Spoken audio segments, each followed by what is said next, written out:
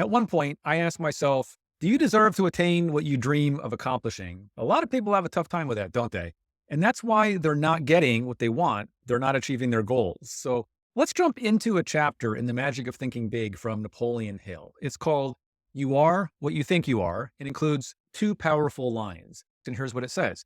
How you think determines how you act. How you act, in turn, determines how others react to you. That's high-powered stuff. Sometimes people say to themselves, all these bad things happen to me. And then they hear material like The Secret or The Law of Attraction that talk about how you get what you put out. And people say, well, I didn't put out all this bad negative stuff. I don't know why that person's upset with me. I don't know why they're being mean to me or why my Aunt Martha treats me so badly. But I want you to think about something. Even if you cannot trace back why, let's say, Aunt Martha, for some reason, for the last 5, 10, 15 years of your life, you can't understand why Aunt Martha says hurtful things every time you're around her. Even if you can't honestly think back to a time where you did something to deserve her negative treatment, I'm willing to bet that because of her negative way with you over the years, when you get around Aunt Martha, you just think in a way that determines how you act. You think negatively towards her. You think mean thoughts towards her. You think how awful she is. And so that comes out in your actions when you're around her.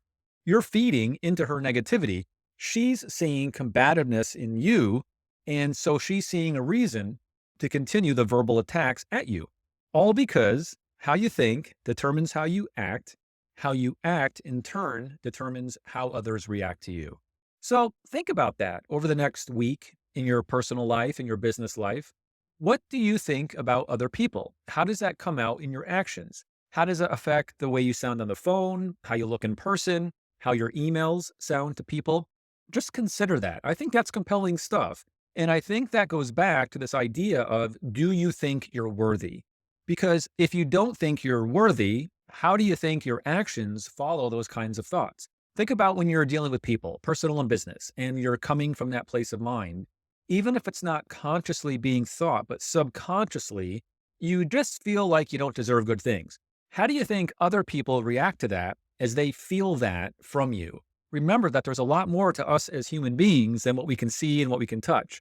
There's an aspect to all of us, the spiritual part, that people pick up on, which they can't see, but they can feel it. And they can feel if you're confident about yourself or if you're not confident about yourself. So how do you view yourself? How sincere are you with yourself as far as, getting to a place where you really do see that you deserve exceptional things? If you falter in this area, I want you to get to that point where inside yourself, you think you deserve the best. You know you deserve to achieve everything you want to achieve in your life. That is so key to helping you thrive in your business as well as in your personal relationships. Let me give you a quick exercise. To help you with being sincere with yourself and with others, I'd like you to sit down and just get in a quiet place. Get away from your family and your business and everything else that's just going on in your life right now. Just you and your thoughts where you feel comfortable and safe, and begin to brainstorm for maybe 15, 20, 30 minutes, whatever it takes for you. Heck, if you want to sit there for 2 hours and go through this, it's up to you. Take the time to come up with a list of people in your life right now, both personal and business relationships. I'd like you to think of a few key people that you like, that you trust, that you respect. Jot those people down and think about what you can do for those people over the next weeks and coming months. What can you do for them without expecting anything in return? Because to me, one of the most basic areas of sincerity is coming from a place in your heart where you have no problem doing something for somebody else, helping them out with no concern for getting something back from them. I've got a client right now, as an example, going through a severe health challenge, and his mom is going through one at the same time.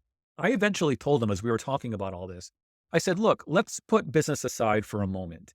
If you ever need to talk to someone, unload some of the unbearable feelings on someone, I'm here. Email me, let it out. Or we hop on a quick call and you can just unload. I'm a pretty good listener. I've done this with family members going through the same thing that you are. And sometimes that's all you need. And you can empty yourself and hopefully from there, move forward, in a positive way. And my client expressed really good gratitude for that. And by the way, my prayer for you today is that my ideas here help you in a meaningful way. And if you've picked up something valuable already, would you just take a moment and destroy that like button It does help me get my message out to people I wouldn't get it to without your help. And I would be honored as well if you subscribe to my channel, again, helping me reach others with this message while making sure that you're the first to know when I sit down and put new content up here. So if you have a goal, and this is just an example, let's say you have a goal for a certain car. Why shouldn't you have that car? Or you have a goal to get your affiliate marketing or network marketing or coaching business to say $5,000 or $10,000 per month. You're struggling though. You've been thinking about that car or income level forever, it seems, and you don't feel much closer to the goal yet. But think about this. If somebody else has attained the means to get that car, why not you? If you see others making $5,000, $10,000, $20,000 per month, why not you? What's stopping you? Is it possible that the only difference between you and that person is their self-image before they attained the same goal that you now seek? Their self-image allowed that car or business success to fit into their life, where right now your self-image is potentially inhibiting you from believing that you can have that car, that income, or whatever your chief aim is. For some reason, buried deep within you, you don't deserve that car. You think you don't deserve to make 5 figures per month, to feel the exhilaration of quitting your job or thumbing your nose at AI replacing what you do. That's not true though. Look at life in this way. If it's possible for somebody else to attain something, then it's possible for me to attain it. Write that down. Ponder on that the moment you wake up, at lunch, and when you go to bed. If it's possible for somebody else to attain something that I want to attain, it is possible for me to attain it. Now, the issue is, why haven't I attained it? What's going on with how I view myself? Why is my own viewpoint of who I am not allowing me to get my reality to fit into that goal? Very important point, I think, and I want you to focus on that. So why is self-image so vital? Because you're in complete control of your destiny either way. If your self-image is low, you're controlling your destiny in a negative manner. If your self-image is exactly where it needs to be, and you know everything you deserve, and you know you're going to get it, you're in control of that destiny. You're going to attain it. You see how potent that is? A lot of people don't understand that. And by the way, I still waver back and forth between this good and bad spot. It's something I continually pay attention to and work on. You and I are not that different. We have certain things we believe, both positive and negative about ourselves. And the more we can operate on the positive side of our beliefs, the more we'll accomplish. The more we operate in the lie of I'm no good or I don't deserve those things, the more we'll falter in our attempts to improve our lives and businesses. It's a tricky slope. It's one reason I bring up God and faith so much. I became a born-again Christian way back at age 15, but then I fell for the enemy's lie for over 35 years. Yep. I denied Christ throughout my 20s, 30s, and 40s, believing the lie of the world I could become my own God. I couldn't see that becoming my own God is why Satan and the fall of man occurred in the first place. It took me until I was 51 years old to pivot back to Jesus and give up my wants and desires for him. The interesting thing is my life has only improved since, business-wise, financially, and most importantly to me, in finally guiding my wife, my daughter, my grandchildren in the way I should have all those years. You can use non-believer material like Napoleon Hill teachings to help you with your self-image issues, but for me, that stuff only took me so far. The true answers for how we are to live and deal with others are in the Bible. And if you're a non-believer today, just consider that. Consider opening up your Bible with a new eye for looking for the answers you need, kind of like I did over the age of 50. But if you're not ready to do that today, I get it. That was me for 36 years. So although it's questionable, Napoleon Hill was a true believer, let me give you something from him that might help you. There's a part in Hill's The Magic of Thinking Big where he says, dare to dream large dreams. Fill yourself with the faith that nothing is impossible. He also talks about beginning with the end in mind, which leads me to an idea from a book you've probably heard of called The 7 Habits of Highly Effective People by Stephen Covey. Again, a man of questionable beliefs, but there's a chapter Covey calls Begin with the End in Mind. And here's what he says. Begin with the end in mind is based on the principle that all things are created twice.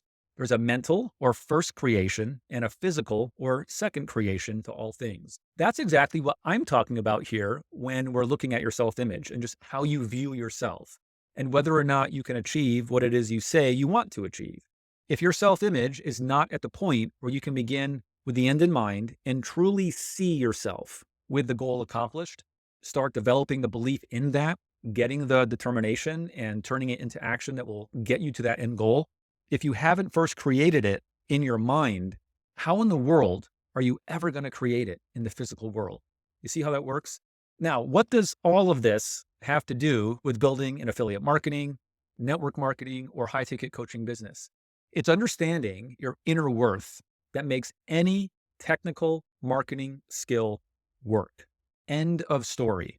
And if you want to supercharge all this, I encourage you to look toward God. Build a relationship with Him. Ask Him if you're doing what He created you to do. It's because I finally asked that question of my Creator that I'm here making this video with this message to you. However, no matter the path you take from this message, I encourage you to at least use the exercise I gave you or pull out one of the other ideas and use the information to get yourself where you want to be tomorrow, next week, next month, next year. Again, my prayer today is that these concepts help you in a significant way.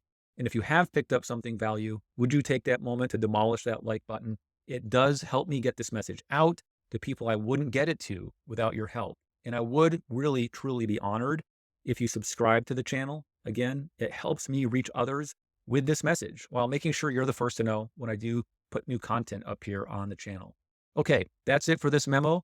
If you want to improve your results as a network marketer, take a look at the attraction marketing formula in this video's description. If you want to build a big affiliate marketing business, take a look at our 15-day challenge there in the description. And if you're either of those, along with being a high ticket coach, look at my done for you content services, as they will speed up your results with either my business audit or my content roadmap. And I'll see you in my next memo with more exploration into the concepts and skills that will drive more leads and sales for your business.